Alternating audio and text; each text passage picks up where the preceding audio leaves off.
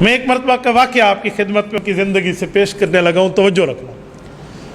ایک یونیورسٹی کا نوجوان تھا، اس کو کسی قادیانی نے گھیر لیا، گھیر گھور کے نہ ادھر ادھر کے دلائل دیے، اور عام طور پہ ہمارے کالج یونیورسٹی کا طبقہ دین کے اتنے قریب نہیں ہوتا جتنا ہونا چاہیے۔ وہ لڑکا قادیانیت سے متاثر ہو گیا اور بس وہ ہمارے ہاتھوں سے ایسے سمجھو گیا۔ اس نے ایک دن کسی شخص سے بات کی تو انہوں نے کہا جب بندہ مریض ہو جائے نا تو ڈاکٹر کے پاس جائے گا، ڈاکٹر کے پاس نہ جائے تو جان گئی۔ تو بھائی جب تو عقیدے کا مریض ہے تو علماء کے پاس جا، علماء کے پاس نہیں جائے گا تو تیرا ایمان گیا۔ تو اس کے دل پہ بات لگ گئی کہ یار ہم جسم کے علاج کے لیے ڈاکٹر تلاش کرتے ہیں، اپنے ایمانی معاملات کے لیے کوالیفائڈ عالم کے پاس کیوں نہ جائیں؟ ہم کسی ایرے غیرے سے علاج کراتے پھریں۔ جی بالکل ٹھیک ہے۔ وہ حضرت مولانا یوسف لدھیانوی رحمہ اللہ کے پاس ہے، اور مرزا قادیانی کے نبی ہونے پہ نعوذ باللہ وہ جھوٹے دلائل پیش کر رہا تھا، یہ دیکھیں اور وہ دیکھیں اور یہ۔ میں کئی مرتبہ آپ حضرات خدمت میں سنایا کرتا ہوں کہ قادیانیوں کے لولے لنگڑے دعوے کیا ہوتے ہیں، بس اس پر تھوڑا سا بندہ عبور حاصل کر لینا۔ میرے یہ کالج یونیورسٹی کے نوجوان بھی قادیانیوں کو ایک پاؤں سے یوں بھگائے گے جیسے بھگانے کا حق ہو۔ تو مولانا نے اس کے سامنے 7 سوال رکھے کہ بیٹا ان میں سے کسی ایک سوال کا جواب لے آ، جا کسی قادیانی مربی کے پاس جا، اور انہوں نے کہا تجھے جواب آتے ہیں تو تو دے دے، جو کراچی والا تھا، ڈگ روڈ کے علاقہ ہے وہاں پہ، کہا جی تو دے دے، تجھے نہیں آتے تو اپنے استاد سے پوچھ لے، اجی اس سے نہیں آتے تو پورے پاکستان میں کسی کو اکٹھا کر لو، اچھا یہاں سے نہیں آتے تو انگلینڈ میں تمہارا مرزا طاہر بیٹھا ہے، اس زمانے میں مرزا طاہر تھا، یہ مرزا مسرور کا ابا، تو کہا جی اس سے جا کے پوچھ لے، اور وہ بھی نہ بتایا تو جا مرزا قادیانی کی قبر پہ جا، قادیان میں جا، اس پہ جا کے سر رگڑ، جا اس سے پوچھ کے لے آ، ضلع گرداسپور انڈیا میں، پوری دنیا کے تم ملو اور میرا کوئی ایک سوال رسول اللہ صلی اللہ علیہ وسلم کے اس خادم کا حل کر دو۔ میں چاہوں گا میں وہ 7 سوال آپ کی خدمت میں رکھتا ہوں، آپ کے پاس بھی آئے گا اور اس میڈیا کے ذریعے پوری دنیا مسلمانوں کے پاس بھی جائیں گے۔ ان سوالات کو دل کی تختی پر تعویذ بنا کے آپ لکھ لیں، یقین مانیے ان میں سے ہر سوال اپنے اندر وہ طاقت رکھتا ہے کہ ملت قادیانیت مرتے دم تک مرتی رہے گی پر اس سوال کے جواب نہیں دے پائیں گے۔ حضرت فرمانے لگے بیٹا آپ اپنے علماء کے پاس جائیں جنہوں نے آپ کو قادیانی بنانے کے لیے بات کی ہے، تو میرا سب سے پہلا سوال ہے کہ جی کیا ہے، کہ مجھے بتائیں کہ جو نبی ہوتے ہیں، جو نبی کا اصلی نام ہوتا ہے، اصلی نام، لقب اور ہے، اصلی نام ریئل نیم جو ہے وہ ہمیشہ مفرد ہوتا ہے، واحد کا لفظ ہوتا ہے، سنگولر، ڈبل نام نہیں ہے نبی کا۔ حضرت آدم، حضرت شیش، حضرت نوح، حضرت موسیٰ، حضرت زکریہ، حضرت یوسف، حضرت دانیال، حضرت عیسیٰ، حضرت محمد صلی اللہ علیہ وسلم علیہ السلام، اکیلا نام ہوتا ہے، لیکن اس کا نام ہے غلام احمد۔ یہ تو 2 چیزیں ہو گئی، مفرد نہیں ہے تو مرکب ہے۔ تو پہلے ذرا یہ پوچھ کے بتا دیں ان سے کہ حضرت آدم علیہ السلام سے لے کر رسول اللہ تک سب نبی کے نام مفرد ہیں، مرزا قادیانی کا نام مرکب کیوں ہے؟ اگر یہ نبی ہوتا تو نام مفرد تو ہوتا نا کم از کم۔ یہ سوال بتا رہا ہے کہ یہ بعد میں سازش ڈالی گئی ہے، شروع سے نبی والا معاملہ نہیں تھا، کیونکہ اللہ تو نبی کو پیدائشی نبی رکھتا ہے نا، نبی کا تو ایک مقام ہوتا ہے، اور مرزا تو پیدا ہونے کے بعد انگریزوں کے ہاتھوں نبی بنا تھا نا، تو انگریز کو کہاں سے اسلام کی دلیل آئے؟ یہ تو ایسے جیسے اونٹ کے سر پہ سینگ نہ ہو یا گدھے کے سر پہ سینگ نہ ہو، تو کہاں سے ان کے پاس دلیل آئے گی؟ تو انہوں نے پہلا سوال لکھا۔ یہ پہلا سوال لکھنے کے بعد فرمایا بیٹا آپ دوسرا سوال بھی لے لو، ہو سکتا ہے وہ کہیں جی ہمیں اس سوال کا جواب نہیں آتا، ایک سوال اور لے لیں۔ جتنے انبیاء آئے ہیں، تمام انبیاء کو جو اللہ نے وحی دی ہے آسمان سے، جو وحی اتاری ہے، اس نبی کی قومی زبان میں وحی اتری ہے آسمان سے۔ حضرت موسیٰ علیہ السلام کو عبرانی، حضرت عیسیٰ علیہ السلام کو عبرانی، حضرت داؤد علیہ السلام کی سریانی، رسول اللہ صلی اللہ علیہ وسلم کی عربی، ہر نبی کی قومی زبان، نیشنل لینگویج میں بات آئی ہے، کسی اور میں بات نہیں آئی، جو اس کی بلسان قوم، بلسانی قوم، قوم کی زبان۔ لیکن مرزا قادیانی کی کتابیں اٹھائیں تو اس کے حوالے لکھے کہ یہ کہتے ہیں مجھے 7 زبانوں میں وحی آئی ہے، کبھی اردو میں آئی ہے، کبھی انگلش میں آئی ہے، کبھی مجھے پنجابی میں آئی ہے، اور کبھی سنسکرت وغیرہ وغیرہ میں آئی ہے۔ 1,24,000 انبیاء میں وتیرہ خداوندی ہے کہ جس نبی کو وحی اللہ کی آتی ہے اس کی قومی زبان میں آتی ہے۔ مرزا کی 7 قومیں تھیں، یہ مرکب نطفہ تھا، کیا معاملہ ہے بھائی؟ اس کو کوئی ایک زبان کی وحی آتی ہے اگر یہ انبیاء کی لسٹ میں آتا ہے تو۔ یہ میرا دوسرا سوال ہے۔ فرمایا بیٹا میرا تیسرا سوال ہے کہ نبی کی جو وحی ہوتی ہے نا، جس کو اللہ اتارتے ہیں، وہ ابتدا سے لے کر انتہا تک غلطی سے پاک ہوتی ہے۔ جس زبان میں آئے نا، اس زبان کی گرامر کی غلطیاں اس پہ نہیں ہوتی، بلکہ اس زبان میں اترنے کے بعد گرامر اس سے بنا کرتے ہیں۔ قرآن کریم کو سامنے رکھ کے گرامر کی باتیں آئیں گی نا، یا گرامر قرآن کو بنائے گا تو گرامر کی غلطیاں نہیں ہوتی، کیونکہ اللہ نے اس کو نازل کیا۔ تو کہا مرزا قادیانی کی عربی کی وحی اٹھائے، فارسی کی اٹھائیں جو جھوٹی اس نے لکھی ہے، سنسکرت کی اٹھائیں، اور اس کے فرشتے کا نام دیکھیں ٹیچی ٹیچی، کہا اس میں تو گرامر کی غلطیاں موجود ہیں۔ کیا مسئلہ؟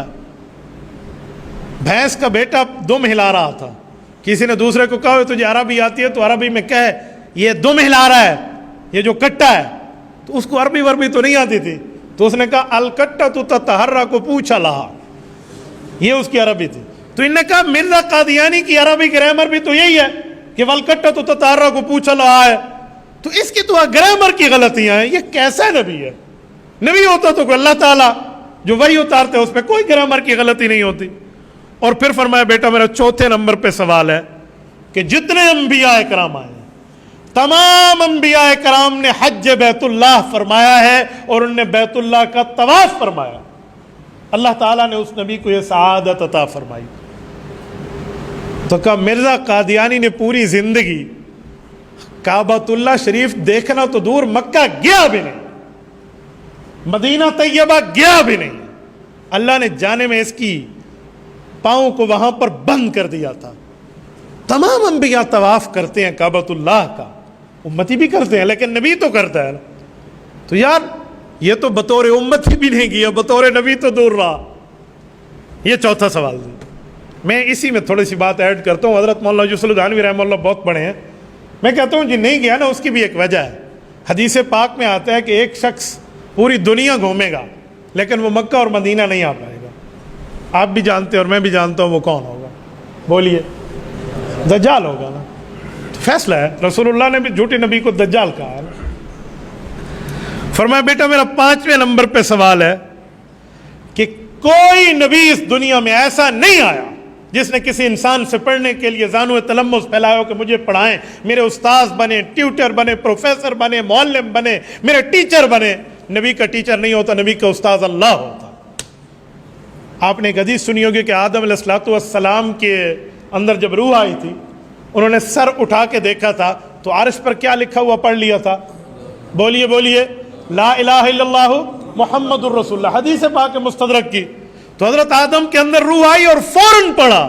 ابھی تو کسی سے پڑھا نہیں تھا، ابھی تو کسی استاذ کے پاس نہیں گئے تھے، ابھی تو کسی سے مدرسے یا کالج اسکول یا مکتب میں کوئی ایڈمیشن تو نہیں لیا تھا، کیسے پڑھ لیا؟ بابا یہ نبی ہے اور نبی کا استاذ اللہ ہوتا۔ تو فرمایا بیٹا میرے 5ویں نمبر پہ سوال ہے کہ ہر نبی کا استاذ اللہ ہے، اس کا دنیا میں کوئی استاد نہیں ہوتا۔ مرزا قادیانی کی کتاب البریہ اٹھا لے اپنے قادیانی کی، اس میں وہ کہتا ہے کہ میرا ایک استاذ تھا، اس کا نام فضل الہی تھا، ایک احمد تھا، ایک گل علی شاہ تھا، فلاں فلاں مختلف، اس میں کچھ رافضیوں کے کچھ ادھر ادھر کے نام لیے ہیں۔ کہا جی یہ جو لوگ تھے میرے استاد سے میں نے اس سے پڑھا ہے۔ تو مرزا کیسا نبی ہے؟ اس کے دنیا میں ٹیچر بھی موجود ہے۔ تو یہ 5ویں نمبر پہ سوال ہے۔ اور فرمان لگے بیٹا میرا 6 نمبر پہ سوال ہے کہ مجھے ایک بات تو بتائیں، اللہ نبی کو امتحان میں ڈالے، ٹھیک ہے، وہ امتحان میں کامیاب ہوتا ہے۔ قد صدقت الرؤیا، نیند میں حضرت ابراہیم علیہ السلام نے دیکھا تھا، اس پہ عمل کیا تو رب نے فرمایا تو نے خواب بھی سچ کر دکھایا۔ چہ جائے کہ دنیا کا امتحان ہو، نبی دنیاوی امتحان نہیں دیتا، لیکن اگر دنیاوی چیز کا کام اللہ نبی سے لے تو اس فن کے ماہرین کی آنکھیں بھی دیکھتی رہ جاتی ہیں جو نبی کام کرتے ہیں۔ میں مثال دیتا ہوں، حضرت نوح علیہ السلام، انہوں نے جہاز بنایا ہے جس پر پوری قوم کو بٹھایا تھا، بحری جہاز، کشتی، کیا انہوں نے کشتی سیکھنے کے لیے کسی کالج میں جا کر ڈپلوما کیا تھا کہ کشتی کیسے بناتے ہیں؟ کسی انجینئر صاحب سے پوچھ لیا جاتا؟ کوئی تھا؟ کچھ بھی نہیں ہے۔ رب نے کیا فرمایا؟ وَاصْنَعِ الْفُلْكَ بِأَعْيُنِنَا، ہماری نگرانی میں آپ کشتی بنائیے۔ تو نبی کو علم اللہ نے دیا نا، کشتی بن گئی، چل بھی گئی۔ فَاسْتَوَتْ عَلَى الْجُودِ، وہ پوری دنیا کا چکر کاٹ کے جودی پہاڑ پہ پہنچ گئی۔ آج ہم اس کی نسل بچے ہوئے ہیں وہاں کے معاملات میں۔ تو نبی تو امتحان میں ناکام نہیں ہوتا۔ تو کہا تیرا مرزا خود کہتا تھا میں مختاری ایک علم کے امتحان میں 3 مرتبہ فیل ہوا، 4تھی مرتبہ پاس ہوا۔ تو کہ اس کی اپنی کتابیں، کیسا نبی ہے؟ امتحان میں فیل ہو رہا ہے، انڈا مل رہا ہے بھائی، ہے یا نہیں ہے ایسے؟ وہ کسی نے کیا خوب سنایا ہے نا، گھوڑ دوڑ لگی ہوئی تھی نا، گھوڑے دوڑ رہے تھے، ایک گھوڑا سب سے پیچھے رہ گیا تھا۔ تو جس کا گھوڑا پیچھے رہ گیا تو لوگوں نے سے کہا تیرا گھوڑا کہاں ہے؟ انہوں نے کہا سارے انوگے لائے ہوئے ہیں، یعنی وہ سب کو آگے لے کر ان سے کام لے رہا، میرا گھوڑا حالانکہ تھا پیچھے۔ تو کہا تیرا مرزا تو 3 مرتبہ فیل ہوا، یار 3 چھوڑو 1 مرتبہ بھی ہو جائے تو کام تو پورا ہو گیا نا۔ تو یہ کیسا نبی ہے؟ اور 7ویں نمبر پہ آخری سوال کیا اور قادیانیت کی تابوت کی منجی ٹھوک کے رکھ دی۔ فرمایا بیٹا ہر نبی کے لیے ایک اصول ہے، وہ جس جگہ فوت ہوتا ہے اس کی قبر وہیں قریب بنا دی جاتی ہے، وہیں جہاں فوت ہوتے ہیں۔ ما دفن نبی الا حیث یموت، حضرت رسول اللہ صلی اللہ علیہ وسلم کا انتقال ہوا تو صحابہ کرام میں اس بات پر سوالات و جوابات شروع ہو گئے کہ رسول اللہ قبر مبارک مکہ مکرمہ میں جا کے بنائے۔ کسی نے کہا جی نہیں، حضور پاک کی قبر حضور کی اماں جان کے ساتھ، کسی نے کہا حضور پاک کے ابا جان کے ساتھ۔ حضرت ابو بکر صدیق رضی اللہ عنہ نے صحابہ اور اہل بیت کی موجودگی میں فرمایا تھا کہ میں نے اللہ کے رسول سے اس مسئلے کا حل سنا ہوا ہے۔ تو سب نے متوجہ ہو کر فرمایا ابو بکر بتائیے۔